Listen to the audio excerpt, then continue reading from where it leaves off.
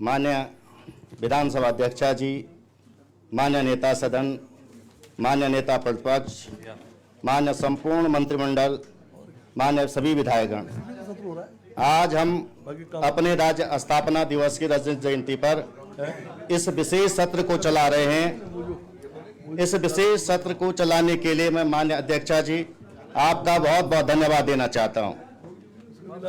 मैं इस महान अवसर पर अपने एवं सदन की ओर से सभी राज्य आंदोलनकारियों सुन लीजिए के शहीदों को पुष्पांजलि अर्पित करता हूं और बद्रीनारायण से प्रार्थना करता हूं कि उन्हें बैकुंठ धाम प्राप्त हो। साथ ही सभी राज्य आंदोलनकारियों एवं उत्तराखंड के जनमानस को भी कोटि कोटि बधाई और साधुवाद देना चाहता हूं, जिनके अथक संघर्षों, प्रयासों और त्याग से यह देश का 27वां राज्य बना। माननीय अध्यक्ष जी, पृथक राज्य को लेकर संघर्षों का लंबा कालखंड रहा। चाहे 1938 में श्रीनगर में भारतीय राष्ट्रीय कांग्रेस कमेटी के द्वारा पंडित जवाहरलाल नेहरू के नेतृत्व में प्रस्तावित पास करना हो, चाहे 1946 में स्वर्गीय बद्रीदत्त पांडे, स्वर्गीय अनुसुईया प्रसाद बहुगुणा द्वारा अलग इकाई की मांग हो, उसके बाद चाहे 1950 में हिमाचल के साथ मिलकर के हमने जो पर्वतीय विकास गठित किया उसको लेके एक अलग राज्य की मांग को लेकर के जो ढाल दिया गया, उसके बाद 1953 में पहले राज्य पुनर्गठन आयोग का गठन हुआ।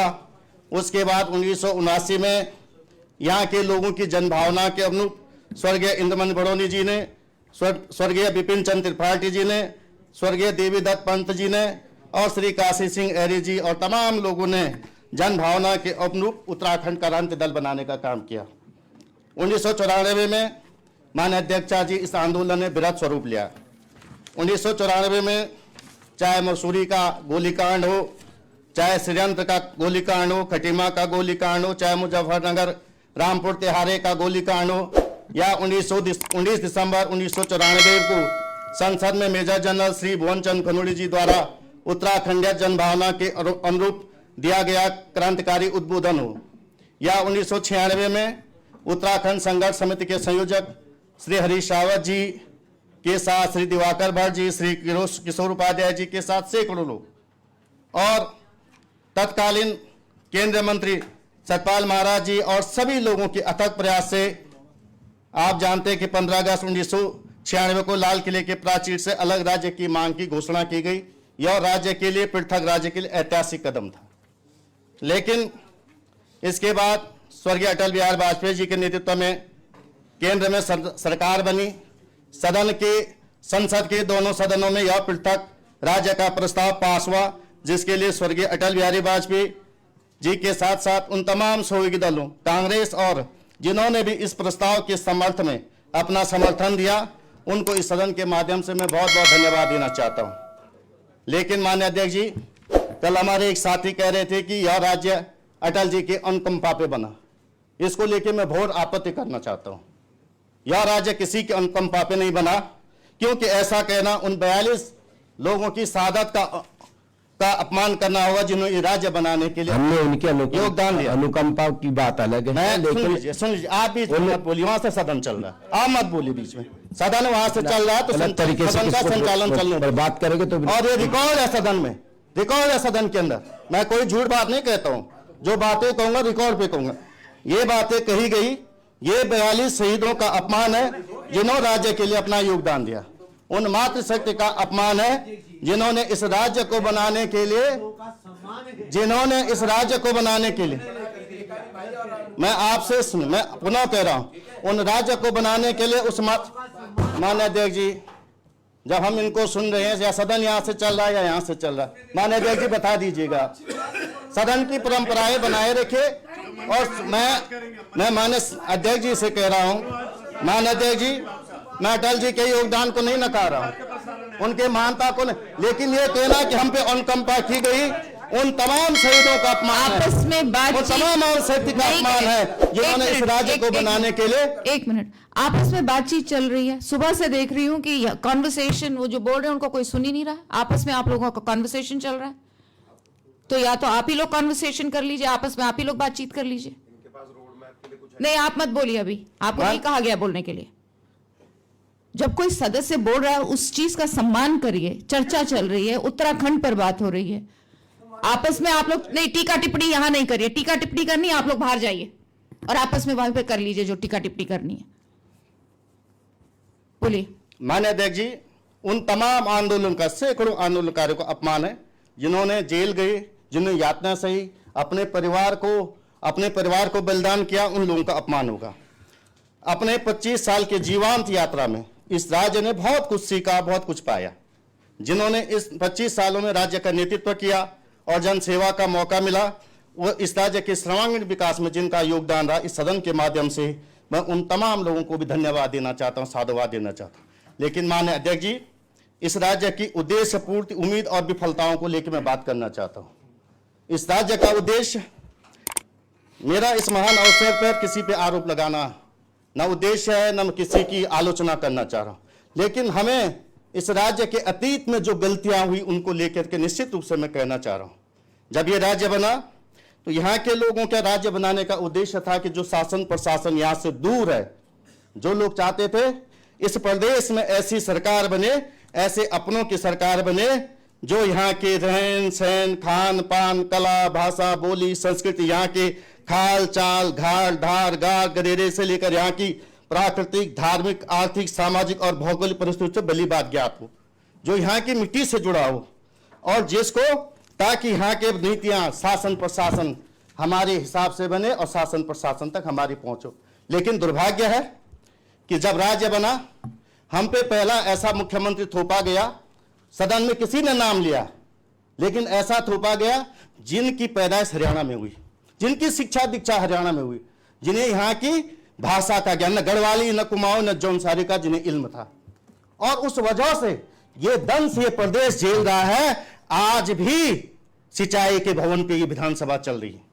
उसी दिन अगर गैरसैंण को राजधानी बना दिया होता, अगर उसी दिन ये फैसला लिया गया था कि गैरसैंण के अंदर राजधानी चलेगी, तो आज ये राज्य ये दंश नहीं झेला होता कि राज्य पलायन, बेरोजगारी, धार्मिक, आर्थिक, सामाजिक पहचान के लिए तरस नहीं रहा होता।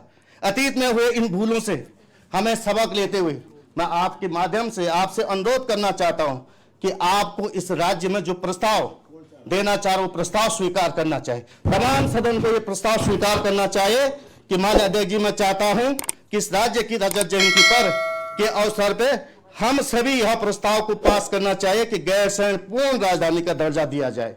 अगली बार गैरसैंण के विधानसभा से शासकीय और प्रशासनिक कामकाज का संचालित होना चाहिए। यह मेरा पहला प्रस्ताव है। मैं दूसरा प्रस्ताव चाहता हूं मान्यवर कि इस रजत जयंती के अवसर पर हम यह प्रस्ताव भी पास किया जाना चाहिए कि उत्तराखंड का परिसीमन 2001 के अनुरूप होना चाहिए, जहां 57% सीटें पहाड़ के क्षेत्र में थी और 43% सीटें मैदान में थी। माननीय अध्यक्ष जी, उत्तराखंड की विकास की तस्वीर किसी मैदानी विधानसभा से नहीं देखी जा सकती। यहां की तुलना हम पहाड़ से नहीं कर सकते, और इसलिए इस प्रदेश के अस्तित्व को बचाने के लिए हमें इस विधानसभा से यह प्रस्ताव पास करना चाहिए, केंद्र को भेजना चाहिए कि यहाँ की स्थितियां जैसे 7 सिस्टर स्टेटों में है, वहां के सामरिक दृष्टि को देखते हुए वहां का जो परिसीमन नहीं किया गया, वो परिसीमन यहाँ का आधार भी बनाया जाना चाहिए। यह सदन को पास करना चाहिए। माननीय अध्यक्ष जी, लगातार हम पहाड़ के अस्तित्व को खो रहे हैं। पहाड़ के 85.6% भूभाग का नेतृत्व 48% करता है और 14.4% भूभाग का नेतृत्व 52% कर रहा है। आप सोचिए, मेरी विधानसभा का क्षेत्रफल की मैं यदि बात करूं माननीय अध्यक्ष जी, तो हरिद्वार और उधम सिंह नगर का जितना क्षेत्रफल उतना अकेले मेरी विधानसभा का क्षेत्रफल है, और इन 2 जिलों में 20 विधायक आते हैं। हमें सोचना पड़ेगा अध्यक्ष जी, क्या इसके लिए राज्य बनाए?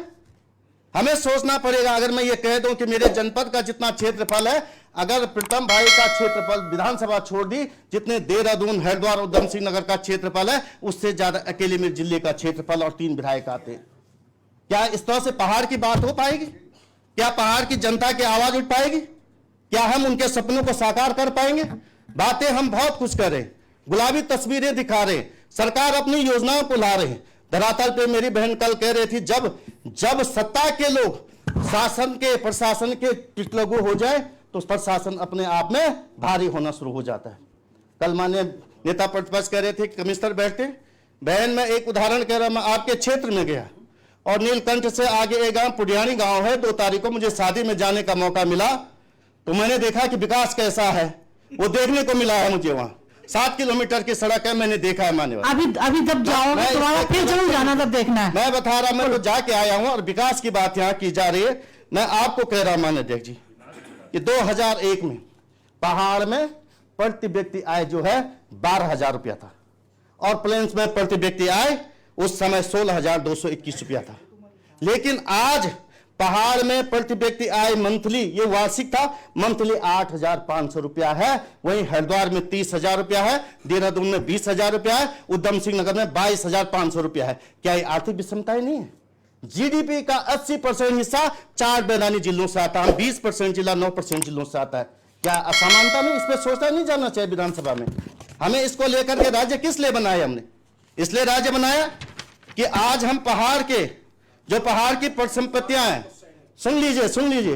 अरे हम कहते कुंभ में 60 करोड़ लोगों ने स्नान किया, मां गंगा नहीं जाती तब पल में स्नान करते, जब मां गंगा के उद्गम स्थान से। मैं कहता, सुन लीजिए मेरी बात को सुनिए, बहुत गंभीरता से मैं कह रहा हूं, मैं बहुत गंभीरता से चीजें कह रहा हूं कि यहाँ बहुत कुछ कही जा रही, पर यहाँ पहाड़ की परिसंपत्तियों पे लूट हो रही, बहुत कहा जा रहा, ऊर्जा प्रदेश, जल प्रदेश की बातें की जा रही। सबसे ज्यादा पावर प्रोजेक्ट मेरे विधानसभा में लग रही है।